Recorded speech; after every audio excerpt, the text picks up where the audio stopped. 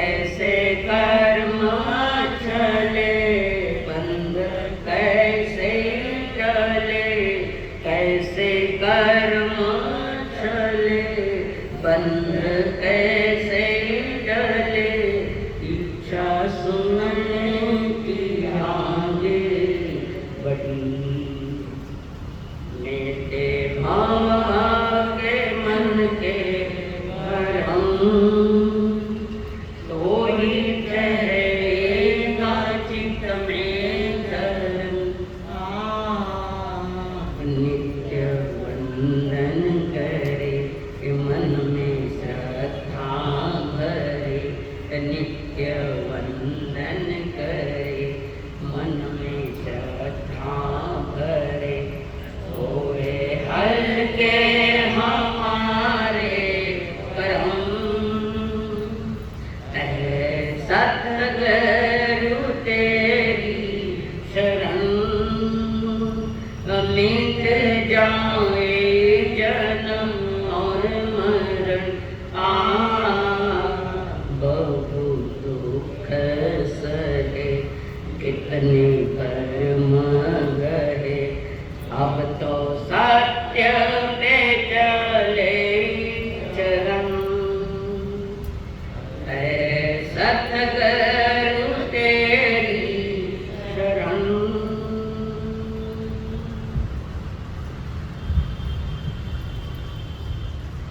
पंच परमेष्टि को नाम प्रणम करूं परमात्मा स्वरूप सतगुरुदेव, संयमी जीवन के सहयोगी साथी मंडल, जिन्होंने हमारे जीवन में ढेर सारी खुशियां भरी हुई अनंत अनंत उपकारी परम पूज्य आदरणीय श्री अम्मा जी उज्ज्वल भविष्य, तो जिन्होंने हमारी उंगली पकड़कर हमें सद्गुरु के चरणों में समर्पित किया, वे अनंत अनंत उपकारी मेरे संसारी स्वर्गस्थ पिताजी एवं स्वर्गस्थ माता जी, जीवन का उत्सव मनाने के लिए आए हैं देवांगवासी लोग।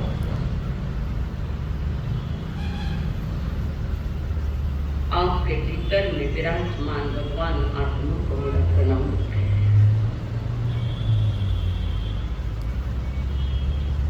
जीवन एक उत्सव है,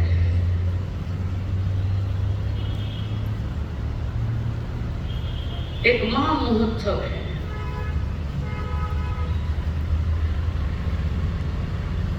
मगर आज वह जीवन हमारे लिए बोझ बनकर रह गया। आदमी बोझिल हुआ है, बहुत सारे बोझ लेकर बैठा है, जिसको हम महोत्सव मना सकते थे। आज महोत्सव नहीं रहा, उत्सव भी नहीं रहा, बस समय पास कर रहे हैं और कुछ नहीं। हर आदमी बोझिल है। एक वयोवृद्ध व्यक्ति रेलवे में बैठा, रेल गतिमान है और वो बूढ़ा अपना सामान अपने सर पर लेकर बैठा है। ये वो कुछ बैठे हैं, कुछ नौजवान भी है, कुछ प्रौढ़ है लोग बैठे।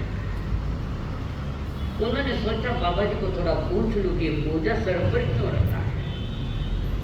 और आजकल लोकरण बोलना भी खतरनाक है, सीधो क्यों जाते उधर ले गए।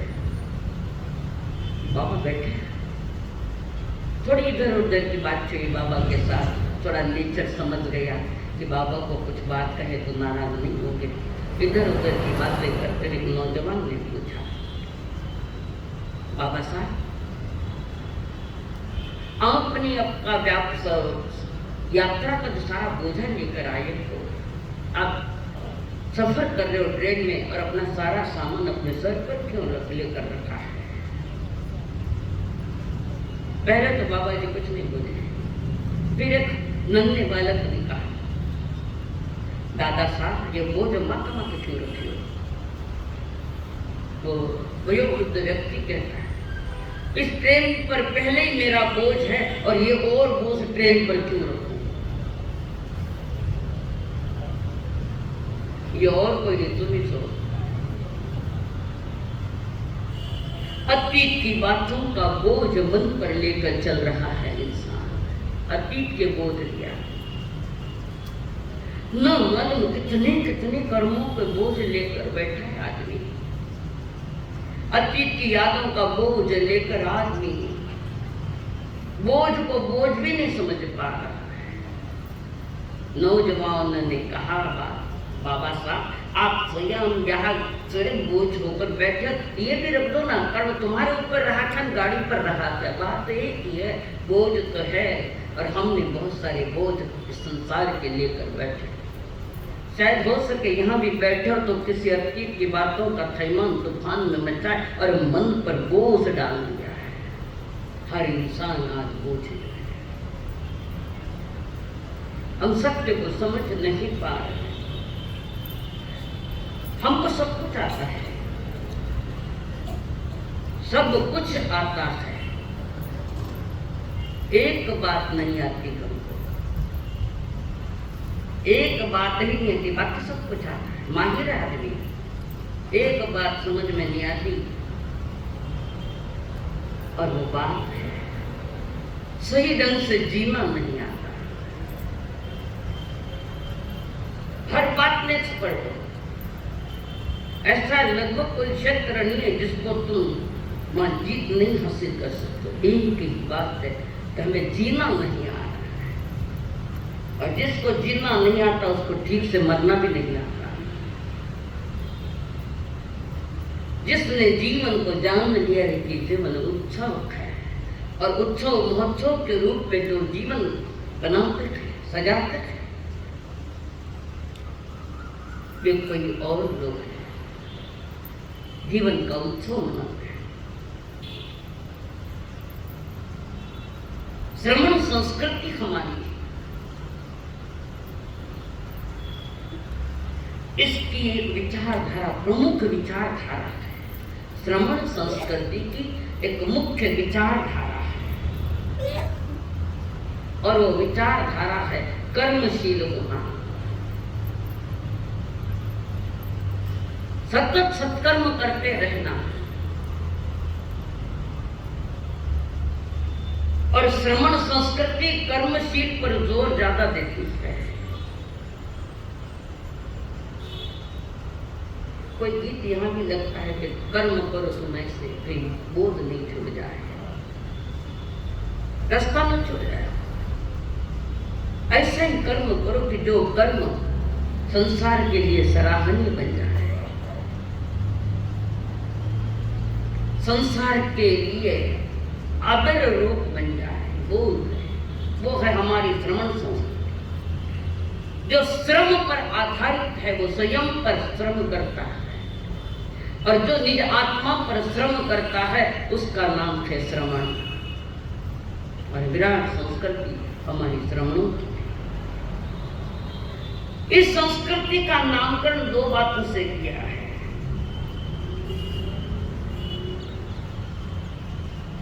एक श्रावक और एक श्रमण। और उस श्रम का कोई न कोई आउटपुट निकले तो वो श्रम सही है। अब के दिन भर तो काम करो तो श्रम करते, मरे दम तक श्रम कर रहे हैं। तो संसार के साथ किया गया श्रम वो बंधन का कारण है। तो नहीं करना ये बात नहीं है, श्रम करो, और श्रम के पीछे के विवेक शब्द लगा दो। विवेक पूर्वक, समझ पूर्वक जागता हुआ जो श्रम करता है, प्रभु कहते वो श्रमण भी हो सकता है और वो साधु भी हो सकता है। श्रद्धात्मक हमारी मनोदशा होनी चाहिए, भीतर में श्रद्धा का जन्म हो। श्रद्धात्मक एवं धर्मयुक्त हो। वो श्रम धर्म युक्त हो, नहीं तो खाली परिश्रम होते रह जाएगा, छूट जाएगा।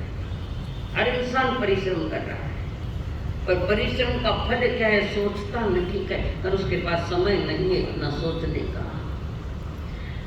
तो ये श्रम कैसे करना चाहिए, ये परमात्मा ने जिनवाणी के मार्ग से देखना जो दिखकर उससे समझ में आता है। परिणामों का भी विचार करना चाहिए। वर्तमान में जो भी कार्य कर रहे हैं, अभी गुटखा खा रहे हो, इसका परिणाम क्या है अभी सोच लो, नहीं तो बाद में डॉक्टर के केस पे और पता है उससे क्या होता है। जो भी हम श्रम कर रहे उस श्रम का परिणाम फलदायी हो, आत्मा के लिए, जीवन के लिए फलदायी हो और जीवन की अखंड शांति का मार्ग खुला हो जाए, तो वो श्रम सही। एक नौजवान नदी के किनारे बैठा है, एक नौजवान नदी के किनारे बैठा है, हाथ में बड़ी लाठी है, बहुत बड़ी लाठी लिए है और पानी पर लाठी मारता है। उसको पूछा क्या कर रहा है, तो मैं श्रम कर रहा हूँ। अब ये कौन सा श्रम, जिसका कोई आउटपुट ही नहीं, मैं श्रम कर रहा हूँ। वो कहते बेवकूफ, इससे क्या, ये कौन सा श्रम है जिसका कोई आउटपुट भी तो नहीं है, तुम श्रम कर रहे।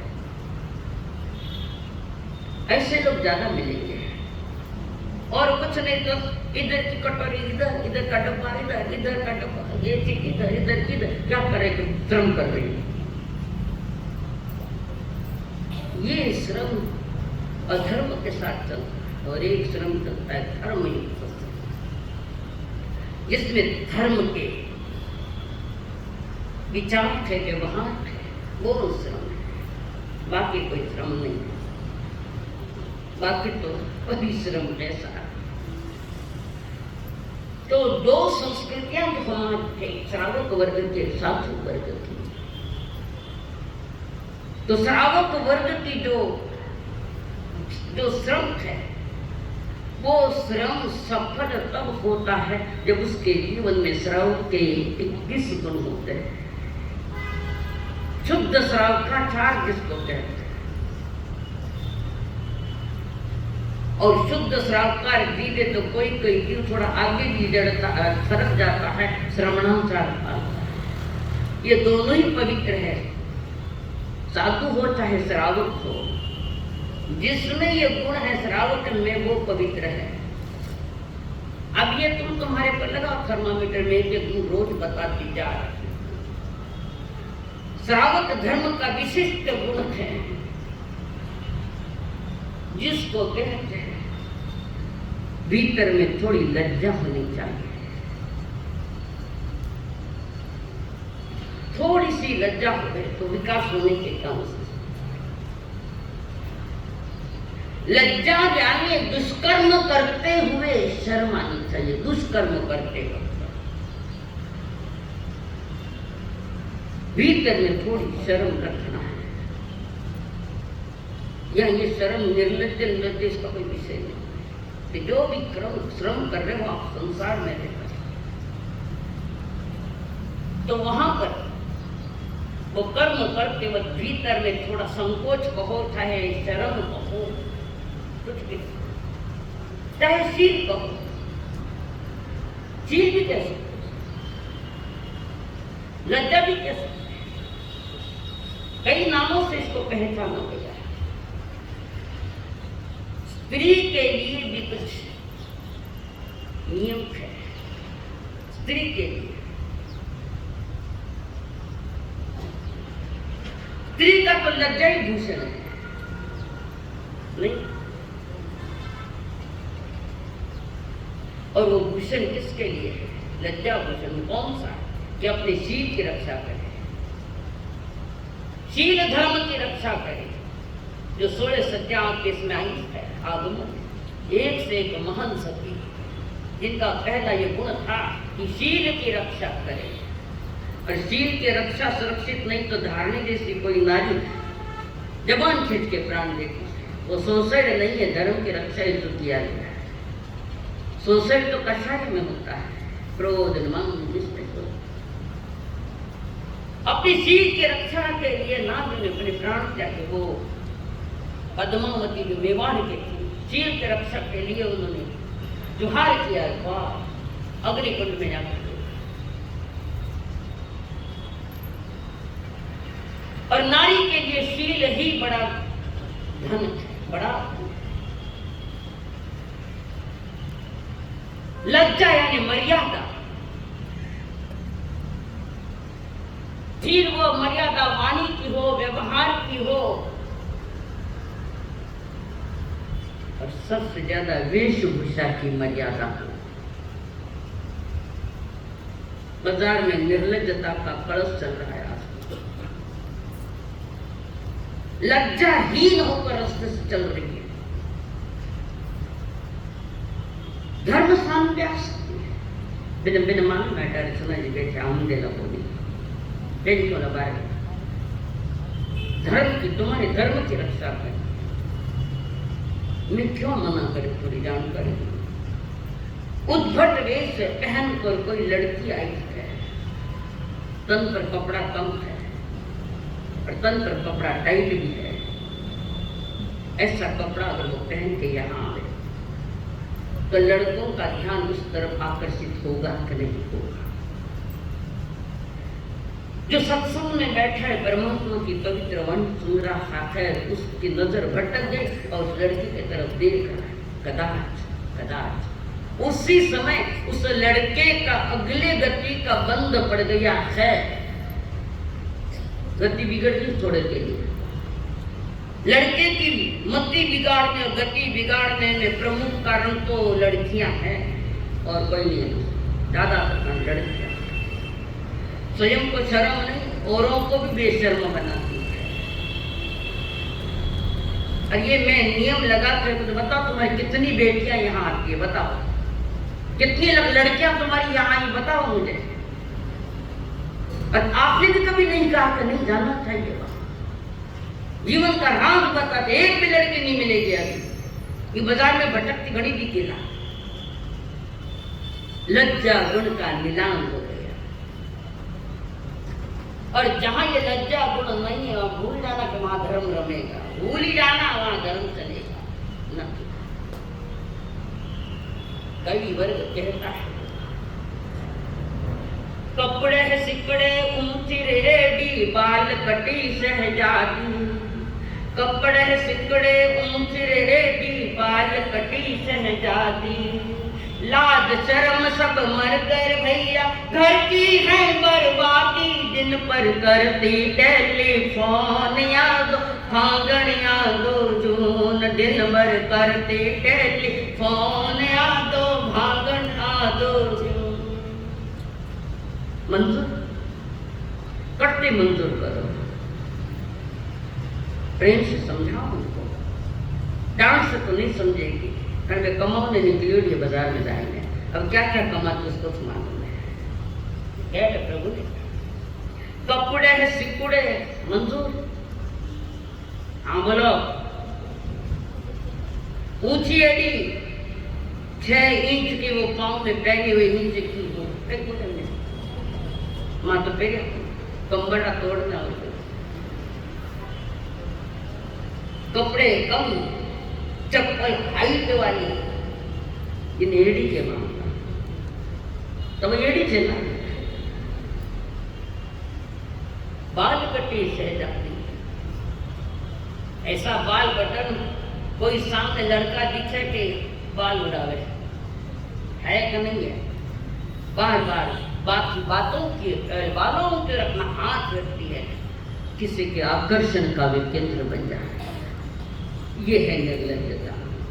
अब उस लड़के का अगली गति के आयुष का जो बंद पड़ गया, नजर बिगड़ी, नजरिया बिगड़ गया, तो जिसने उसका नजरिया बदलने में सहयोग किया वो भी उसके साथ भटकती जाएगी।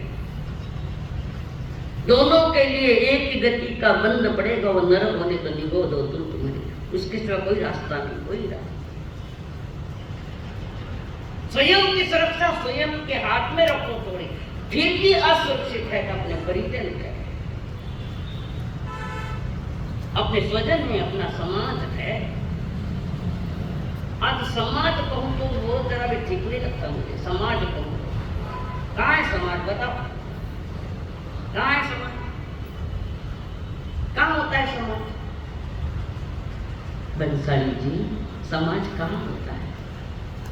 नहीं मालूम। भीड़ वाला समाज नहीं होता है, भीड़ करिए वो समाज नहीं होता।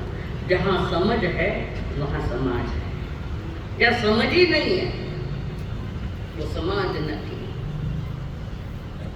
भेड़ियों की भीड़ है वो, तो उसको समाज नहीं कह सकते।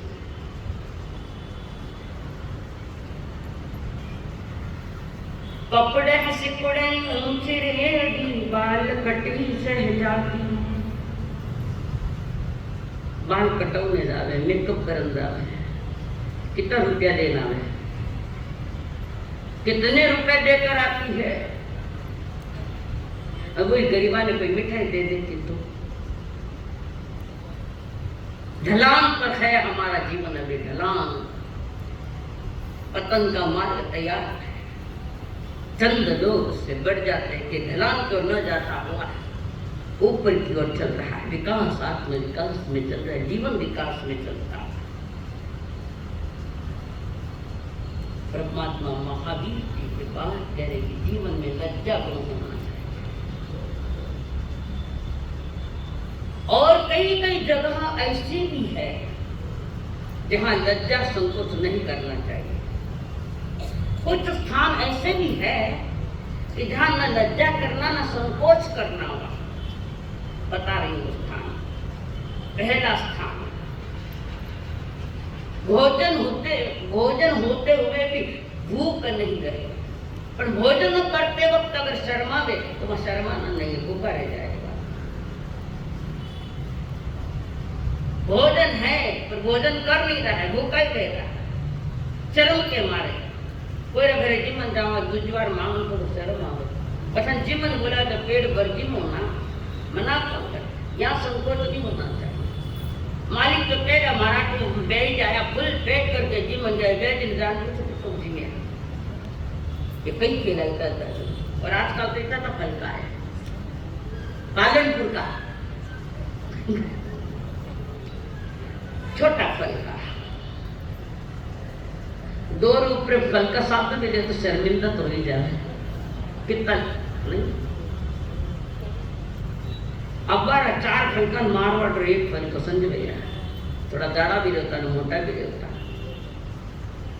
अब हर चीज विचित्र बन गई।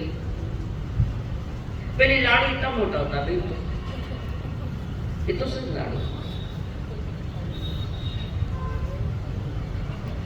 ब्रह्मा न देने के लिए।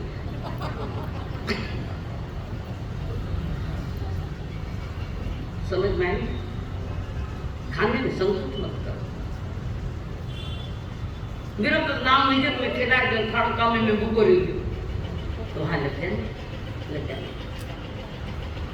गुणी जनों की निंदा सुनते वक्त प्रतिकार करने में संकोच मत रखना। कई गुणी लोग संसार में, उनकी कोई निंदा करे, वो सुन रहा है निंदा करता, उस निंदक को रोकने में संकोच मत करना, आवाज बंद कर बोलना। ये विषय यहां नहीं चलेगा। साधु संतों की निंदा करना। गणेश राव के क्या नाम रहा, ये बेड़ा ने वे बेड़ा तू केड़ो, तुम कैसे हो? निंदा सुनने को समझ मत दो, रोकने में शर्म मत रखना। धर्म आज सांप्रदायिक बन गया। सांप्रदायिक धर्म नहीं होता है, व्यवस्था है, धर्म नहीं होता। धर्म तो सत्य में होता है। सांप्रदायिकता के नाम पर लोगों को भटकाया जा रहा है और दूसरों को भटकाया जा रहा है, तो स्वयं भी तो भटकेगा, हो जाएगा। ये तो इसको कहते हैं भटकने वाला न भटकाने वाला। इसको आगमों में सिद्धांत के तौर पर उपादान और निमित्त कहते हैं। भटकाने वाला निमित्त है और भटकने वाला पात्र यानी उपादान है। ये सिद्धांत है हमारे यहाँ, कई सिद्धांत है, उसमें उपादान और निमित्त ये जोड़ी कभी नहीं जुड़ती। तुम्हारा पात्र जैसा होगा वैसा निमित्त सामने है, होता है। जैसा तुम्हारा पात्र है वैसा निमित्त भी मिल जाता है। जानकारी तुम्हारा। स्थूली भद्र जी योगशाला में चातुर्मास कर रहे हैं।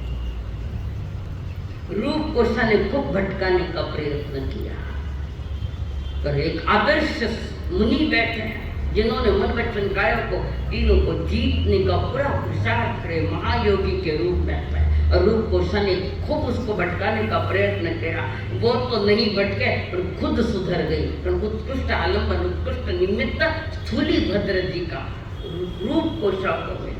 तो हमारा जीवन ऐसा हो कि हमारे जीवन को संमित जीवन देखकर कोई भटकता हुआ व्यक्ति आगे में था साथ से चालू, अभी तक तो वर्ष बर्बाद किए,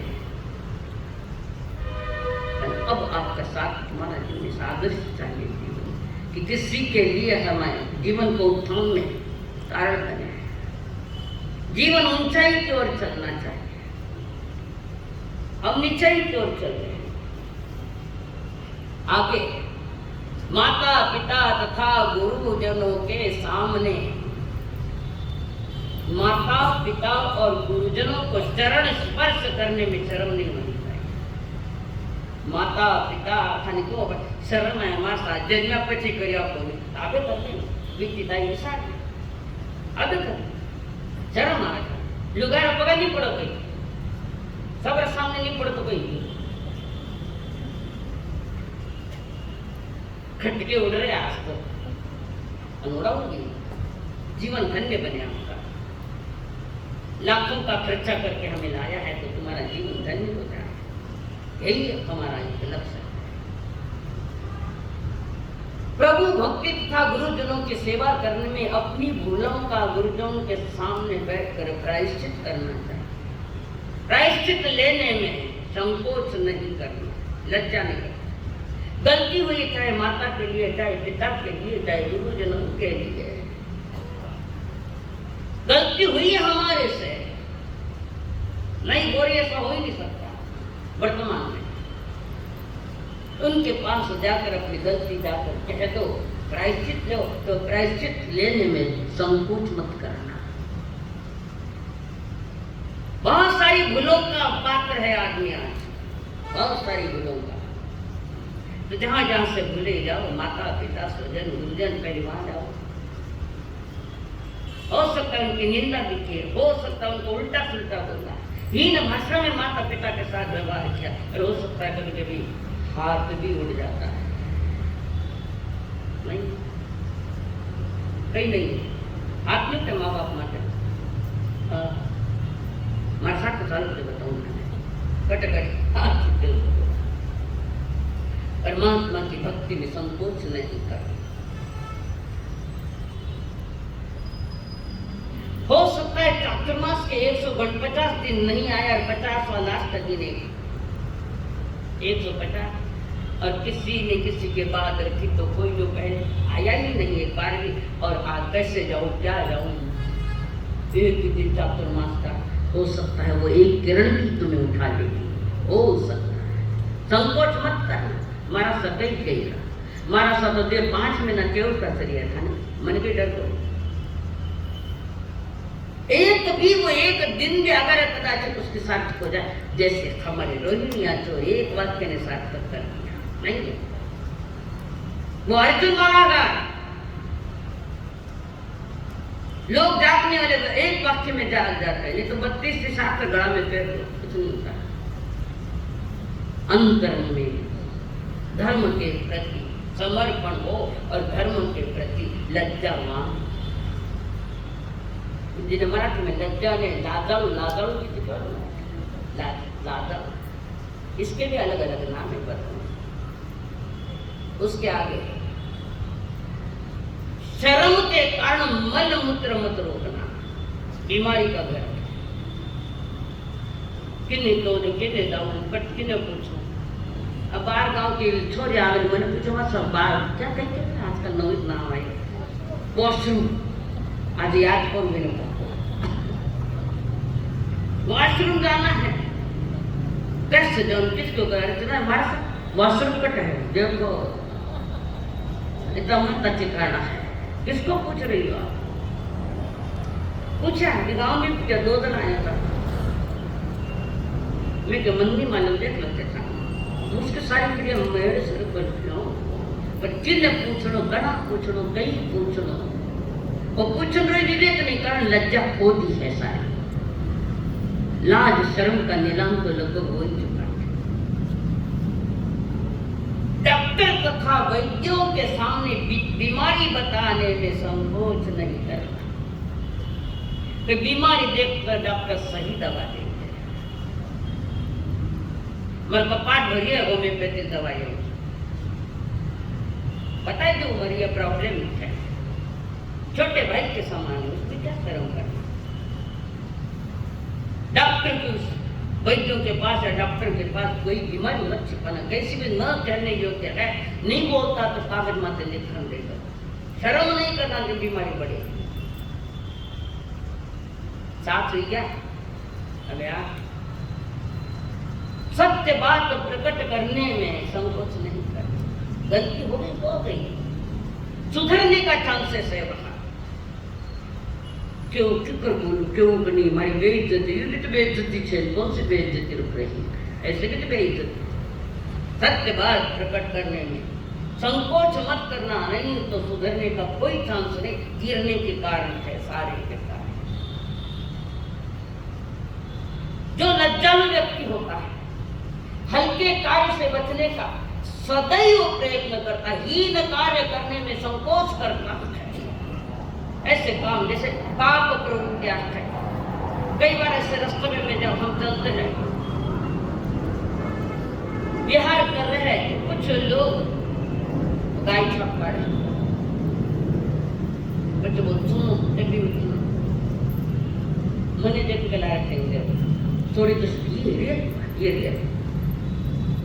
थोड़ी तो लज्जा है कि संत महात्मा जा रहे हैं, मैं कैसे कहूँ? उस समय एक समय का तो रोका है, हो सकता है आगे जाकर समझदारी आ जाए।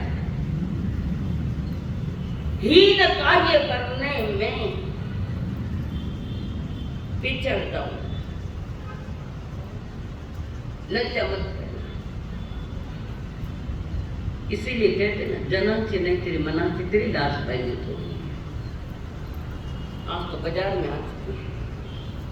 अपनी इज्जत की रक्षा के लिए ज्ञानी जन कहे, नए पाप मत कर। अनंत संसार के कारण नए पाप मत, प्रवेश ही मत होने दे अंदर में पापों को। और ये पाप प्रवेश नहीं करे, उससे बचने के ज्ञानी ने कुछ उपाय दिए हैं। पहले तो पाप से बचो, पाप भीरू बनो, पाप से भय खाओ और लज्जा का भाव रखो। गीता में लज्जा को सात्विक गुण बताया देवकीनंदन। सात्विक गुण है लज्जा। लज्जा का अर्थ है शर्म, लाज, लिहाज। बड़ों का लिहाज, संतों का लिहाज रखो और संकोच रखो। इसका नाम लज्जा है। लाज, शर्म, लिहाज या संकोच। गलत काम करते हुए थोड़ा संकोच रखो, पीछे जाओ वापस, बचने का अवसर। मनोवैज्ञानिक लोगों ने भी दो प्रकार की विशेषता बताई है। एक विकसित होने वाली, एक लज्जा विकास करती है, विकसित लज्जा कहते हैं, और एक संकुचित लज्जा। किसी के मन में जब लज्जा आती है तो वो व्यक्ति संकुचित हो जाता है। लज्जा कमजोरी भी हो सकती है और हमारी लज्जा विकास का कारण भी बन सकती है। लज्जा मानसिक कमजोरी है तो वो दुर्गुण है। वह लज्जा मानसिक कमजोरी। एक दिन पता है क्या ना, मुझे अंदर में पूरा सारा कपड़ा पहनो तो साड़ी पहन ले गए, क्योंकि लोग कई कैसे पर इतना समझत करे क्यों ऐसा फुटाना साड़ी पहन। बुजुर्गों के होठों पर तुमने पट्टियां बांध रखी है। पीड़ित है वे लोग, अपने कारण अगर बड़े बुजुर्ग पीड़ित है तो तुम्हारे जैसा निर्लज्ज कोई नहीं। शिकार है कि नहीं है? बाप के सामने खड़ी रहती, क्या तो कपड़े, क्या तो मेकअप, क्या छोबड़ाने लगाया। किसी की भी शर्म नहीं, संतों के पास भी शर्म नहीं। बहुत दिल दुखता रे, बहुत दिल दुखता मेरा। मैं लोगों के इन दुर्गुणों को निकालने में नापास हो गई, ऐसा लगता है, फेल हो गई, ऐसा लगता है।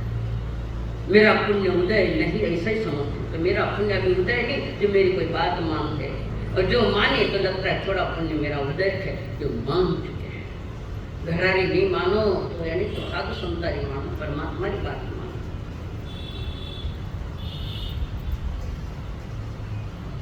किसी को बात करते वक्त खुलकर बात करने में संकोच आ रहे, क्यों करते हो, कहीं क्यों करते, मैंने कहा ये क्यों करते हो, बोलते हैं तो क्या चांसेस है सुधरने के, संकोच मत करो, कितनी बड़ी गलती हुई है। ऐसा भी हो सकता है सातों व्यसन में डूबा हुआ है। अब हमारा संकेत करते हो एक स्थान पवित्र है, संतों के पास जाकर, पर वो गंभीर देखना पहले, गंभीर है, चिंतना है, गंभीर बैठे, श्रावक भी तो हो सकता है गंभीर बैठे, सारी बातों को अंदर में रख ली, मुंह से बाहर निकाली नहीं, और उसको भी सुधरने के चांसेस से सत्य बात सामने रख दी कि मेरे पास सातों के सातों व्यसन है, तो उसको हिम्मत तो कोई बात नहीं, बीतता ही विसार है, देर पर दुरुस्त है। एक सेठ जी का एक लड़का, खानदानी लड़का, और वो खानदानी लड़का संस्कार अच्छे, पिताजी के द्वारा मिले हुए, गुरुजनों के पास मिले संस्कार बहुत अच्छे, सेठ के लड़के, और योगा योग ऐसी एक मंडली मिल गई, ऐसी एक दोस्त कंपनी मिल गई जो पतन में निमित्त बने।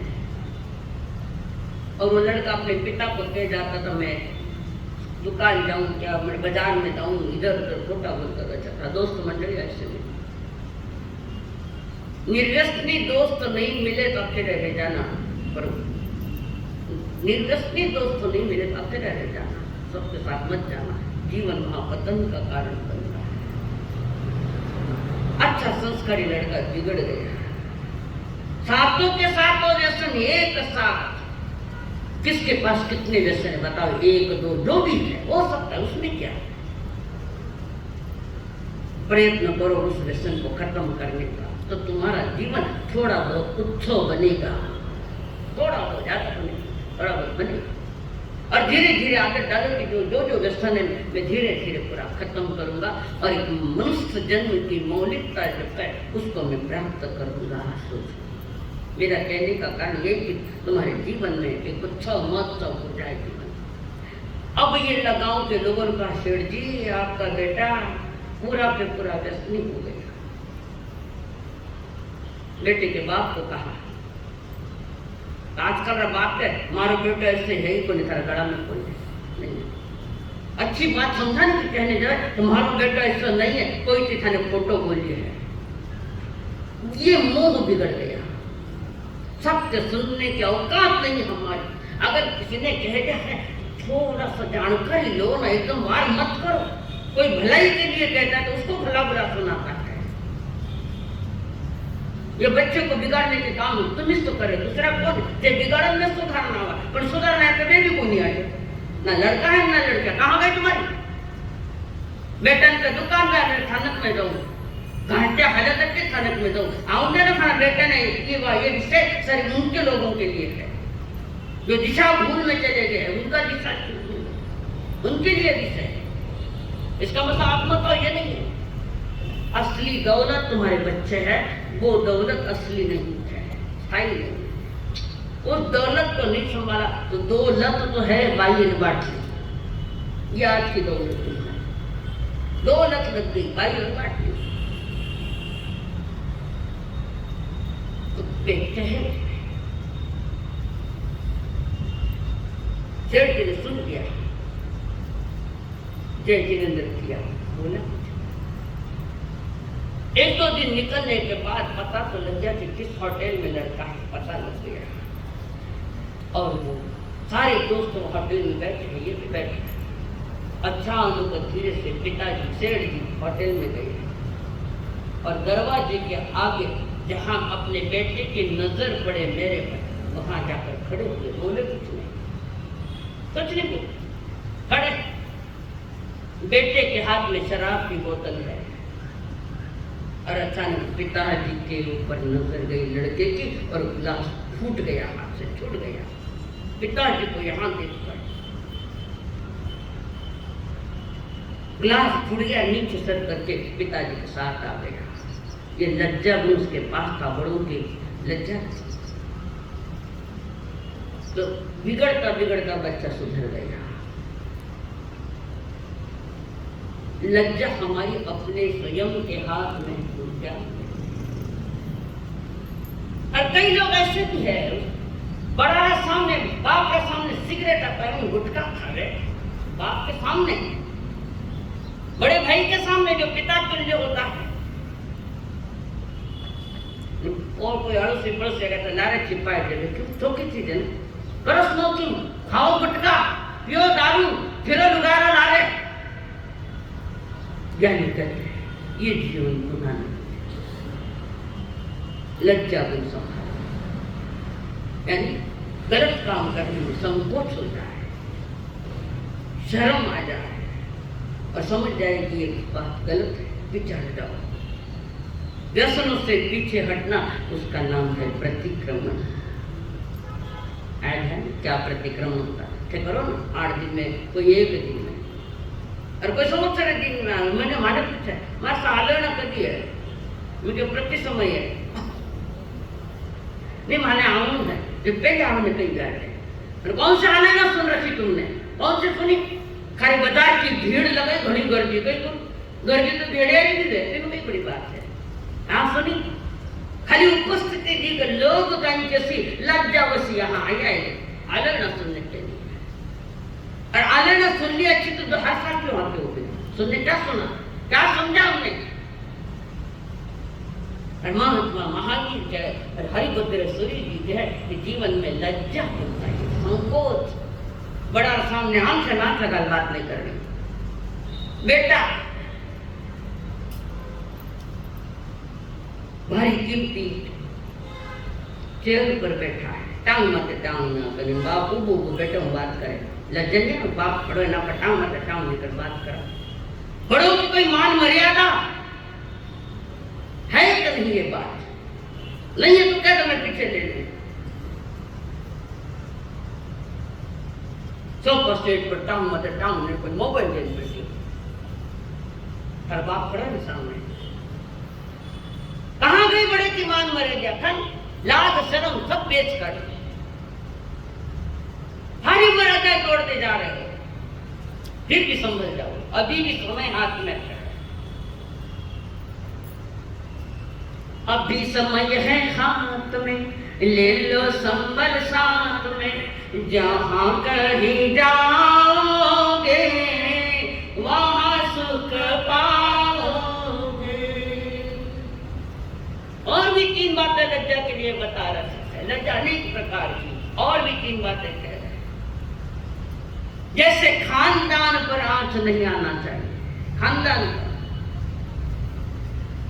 मोबाइल में रमिया चलता ना, खानदान टिप्पो लगाए ले पाड़ो, तुम्हें पैसा सिवाय कुछ नहीं दिखता, मनुष्य जन्म नहीं दिख रहा है, महत्वपूर्ण जीवन तुम्हें नहीं दिख रहा है। धन का लोभ यार भी कहां से कहां चले जाएगा, क्या क्या करेगा पता नहीं, लाज नहीं बचती। खानदान पर आंच नहीं आना चाहिए। अब खानदान ही थोड़ा ढूंढना पड़ेगा। अगर खानदान होता तो तुम्हारी बेटियां शर्तें नहीं रखती शादी के लिए, ये न पेड़ में रखते ना ससुराल में रखती, ज्यादा देर से आए हुए थाना घरे डस्टबिन की तरह, तार माँ बाप भी डस्टबिन नहीं छपे थे। ये सवाल बातें, ये बातें पता नहीं और क्या डिमांड है लड़की के, मैं फलका साफ करूँ ना नहीं, क्यों मैंने करियर बनाना, जॉब करो, घर ही बैठ गए जामत ससुराल। और फिर तुम लोग शादी होने के बाद बार बार फोन, रोज के फोन, बेड में पूछते हैं कि बेटा ठीक करे, खाना ठीक करो, अच्छा घर दे के दिया। ये घर गुजरने के कारण ये भी एक है कि लड़की वालों को समझ नहीं, सोच नहीं, आगे नहीं लोग समझ जाओ, बड़ा बड़ा फोन आ गया, पीड़ा होती रही तो पीड़ा होती। दूसरी बात आगे भी फरमा रहे, मेरी जाति का भी सम्मान सुरक्षित रहे, अपनी जाति का। तीसरा, देश की लज्जा रहनी चाहिए कि देश का गौरव कैसे बढ़े। देश का गौरव मिटाने वाले कांग्रेस पक्ष वाले बैठे हुए हैं, विदेशों में जाकर देश की निंदा की कथा करते हैं। और देश का गौरव भी हमारे यहाँ बताया है। महात्मा अनुसारी के 35 बोल में देश के आचार पद्धति संस्कृति क्या क्या है वो उसमें बताया गया है। और लज्जा गुण मन में आते ही 3 बातों का परिवर्तन होता है। 3 बात।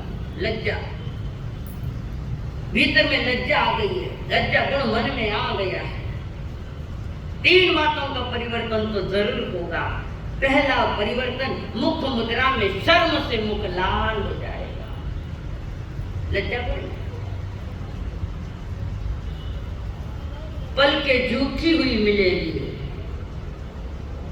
आंखा कार नहीं देखेगा सामने वाला ने, पल के झुकी और शर्म है, लज्जा है, लांछ है। धन्य है वो सीता सती, धन्य वो सतियां एक से महान, सर ऊपर करके कभी बात नहीं करी, जब भी बात हुई तो नीचे आंखें कर। सीता का जिस समय अपहरण हुआ, सीता माता का अपहरण हुआ, साधु का वेश लेकर रावण उठा के ले गया। रावण उठा सका, शिव धनुष उठाने की ताकत सीता में थी, वो तो सहज उठाती थी। पर रावण उठा के ले गया तो वो बचाव नहीं कर सकी, कारण लक्ष्मण रेखा से बाहर आ गई, मर्यादा उल्लंघन, नहीं बचाव कर सकी। कंवारी थका पूरी मर्यादा में रहने वाली वो शिव धनुष उठाती और वो चिल्ला रही है, सीता बचाओ बचाओ बचाओ। कौन है वहां जंगल में? और उसने एक रास्ता सोचा कि अपने गहने जगह जगह डालती गई, कदाचित गहनों को देख कर भी कोई मुझे लेने को आ जाएगा, मेरा बचाव कर देगा। गहने डाले, रावण ले गया लंका और धीरे धीरे वो उसी दिशा में, तो उन्होंने देखा ये गहने पड़े, ये है सीता की गहने हैं सारे। तो वहां देखते देखते बिंदी दिखी, सोने की बिंदी, टिकले को नहीं बिंदा लगा हुआ। और बिंदी को देखकर राम जी ने लखन जी को पूछा, लखन ये बिंदी तेरे भाभी की है ना? लक्ष्मण जी कहते मुझे नहीं पता। तुम्हें कैसे पता नहीं? पर मैंने कभी भाभी के सामने सर ऊपर करके देखा नहीं, मैं तो सतत मेरी नजरें उसके भाभी के चरणों में होती थी, चरणों में। अरे चरणों का जो गहना उसको तो मैं जान सकता हूँ, बिंदी को मैं नहीं जान सकता। किसके पास है ये तुम बताओ?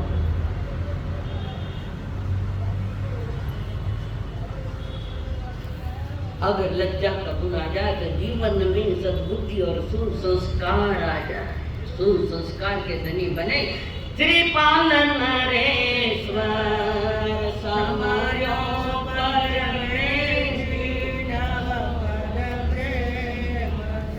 श्रीपाल नरेश्वर समर्यो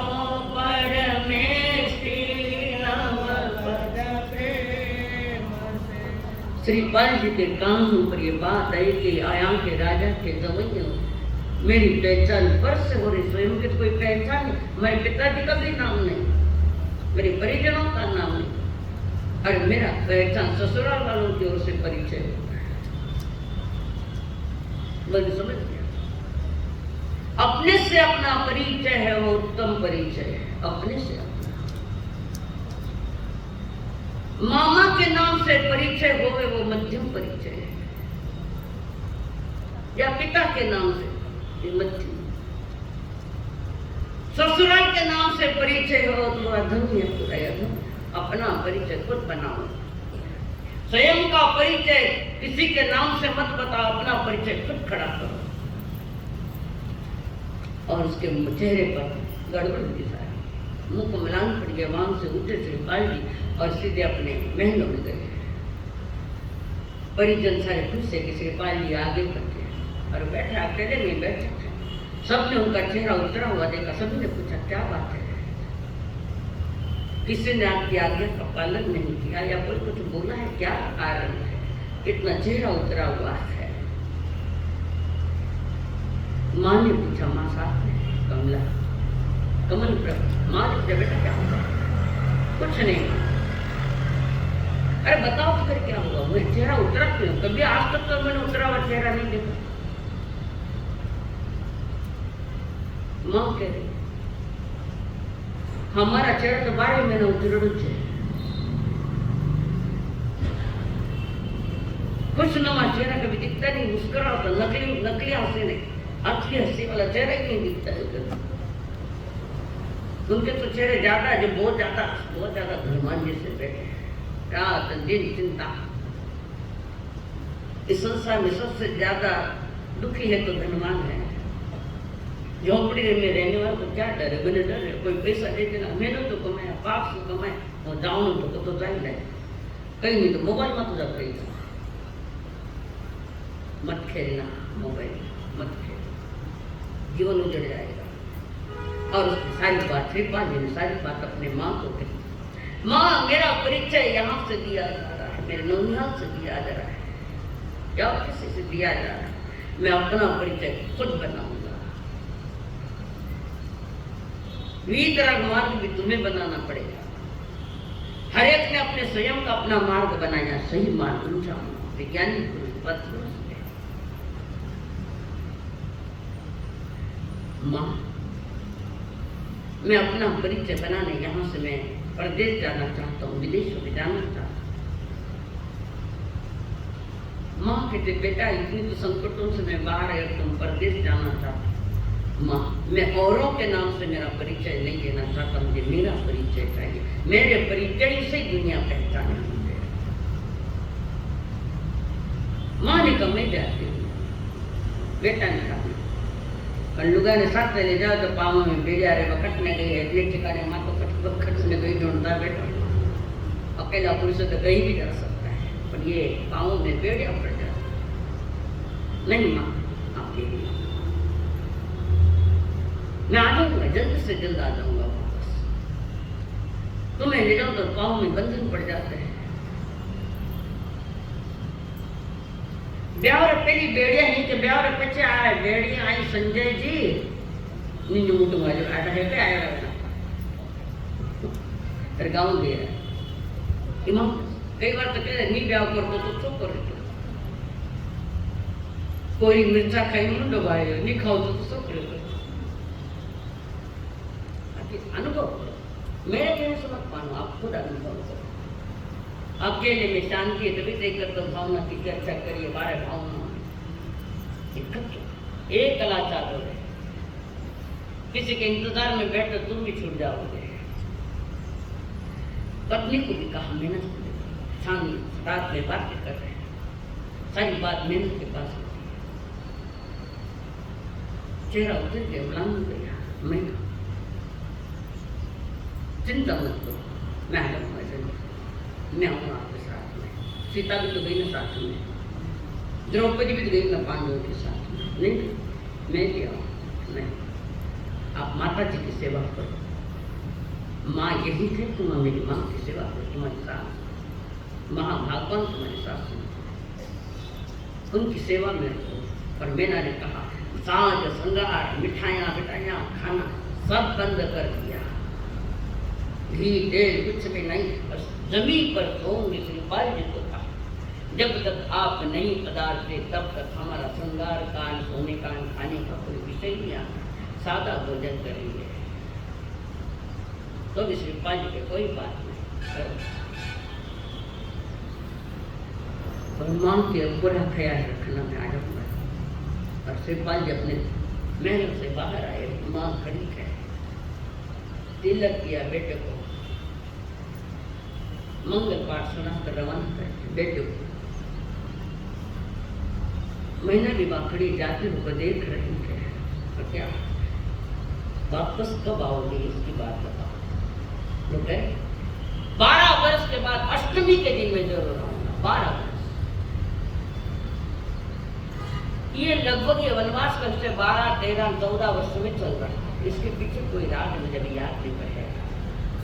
जैसे रामायण के पात्रों को 14 वर्ष वनवास, और बहन को पांडवों को 13 वर्ष का, 12 वर्ष और तीसरा एक अज्ञातवास, ऐसा इनको भी ऐसे जाए। 12 वर्ष के अष्टमी के दिन में जरूर आऊंगा, ये मेरे ध्रुव वचन है, मैं वचन देता हूँ।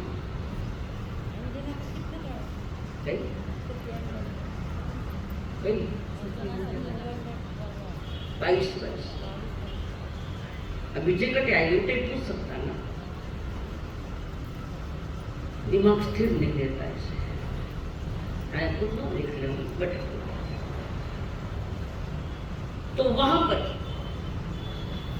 निकल गए, मैना को वचन दिया, बोल के नाम राजा हरिश्चंद्र जी का भाई है, सपने में दिए गए वचन साक्षात किए, साक्षात दिए गए वचन सपनों में भी पूरे नहीं करते लोग, तो उसको वचन दिया, कारण धर्म जीवन में रमा हुआ है। और वो कि अगर 12 वर्ष अष्टमी के दिन नहीं आए तो संयम मार्ग धारण कर दूंगी। कैसे? अब बात पूछो सत्यानंद देखो ये महान सर पर है इनका, मैं ये कर लूंगा, जहां भी जाओ कहीं भी जाओ, माँ भी कहते नौपज्य को मत भूलना, कोई संकट आए तो नौपज्य को याद करना, कारण नौपज्य के अधिष्ठाता जो देव है उनकी सेवा में है। देवा भी तम नमन संति, उनको नमस्कार करते हैं जिसके रोम रोम में धर्म रमा। और उसके बाद चल रहे पत्नी का ध्यान रखना, संकट आए तो नौपज्य का ध्यान। और वहाँ विदेशों में और भी किसी राजकुमारियों के साथ विवाह हो तो मेरा कोई विरोध नहीं है, सिर्फ इतना ही कहा कि इस गरीब मैना को मत भूलना,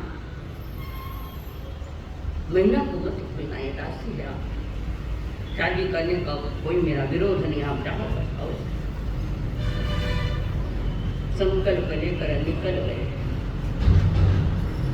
और मैना ने जैसा कहा वैसा सारा श्रृंगार उतारे, सादे कपड़े, धर्म ध्यान आंगे बीच में, एकासन बीच में तप करती हुई तप रही है और अपने पति के लिए मंगल भावनाएं पेश करती है। सब जहाँ भी जाए खुशहाल रहे, कदम कदम पर में खुशियाँ मिले, जीत मिले, उनकी जीत हो जाए, उनकी जीत में मेरी जीत है। क्या सपने, क्या लोग।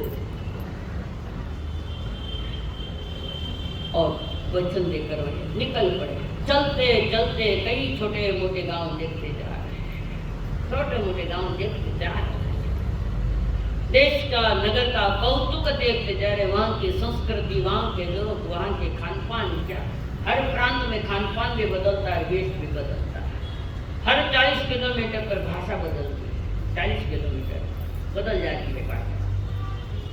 और वे चल रहे हैं, देख करते हैं, एक उच्च गिरी पर, पर्वत पर, वहां आइए देखते गिरी पर आइए,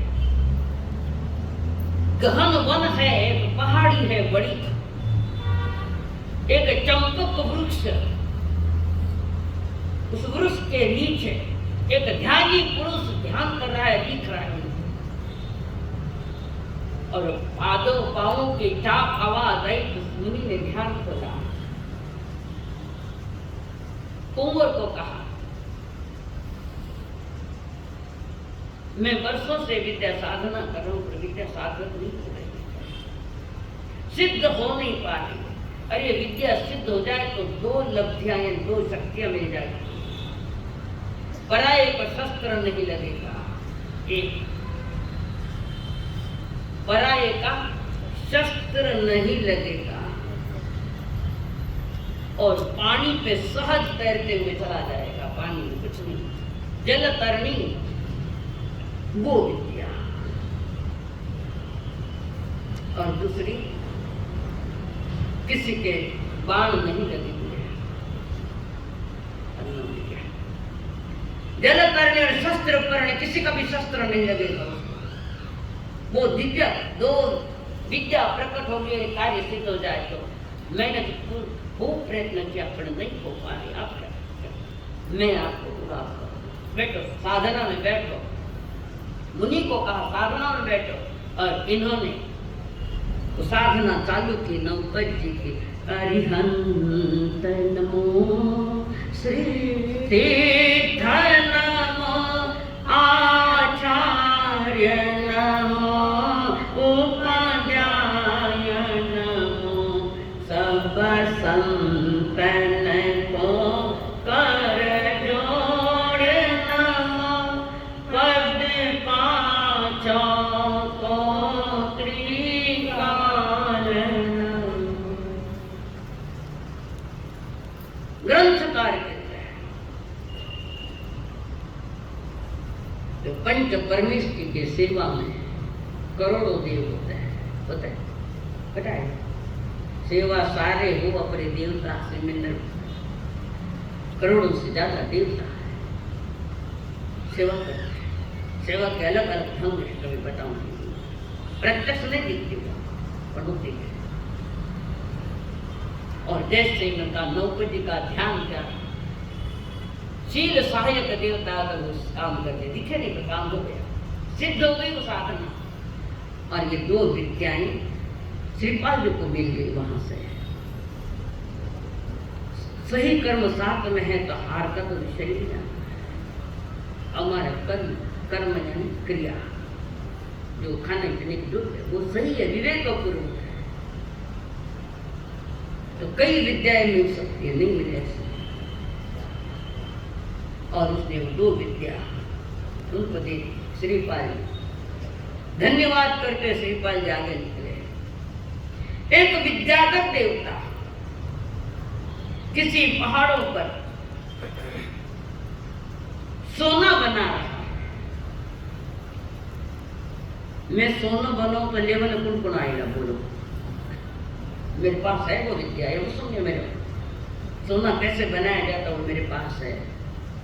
सोना देखे के पत्र इसलिए हाथ हलाएगा नहीं हुए। सोना देखे के आदमी सो जाता है मोह की नींद में। गलत रसायन,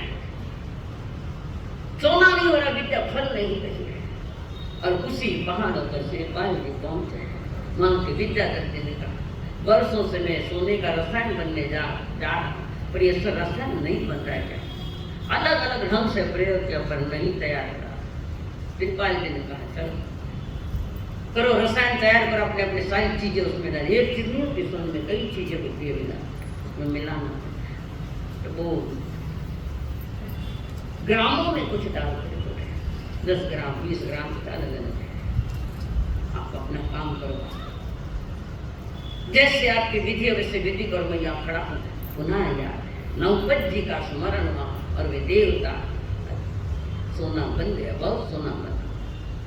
विद्याधर बड़ा प्रसन्न हुआ और विद्याधर ने कहा श्रीपाल जी ये सोना है आपके कारण ये सोना बन गया, मैं नहीं, तब मुझे क्या करना है?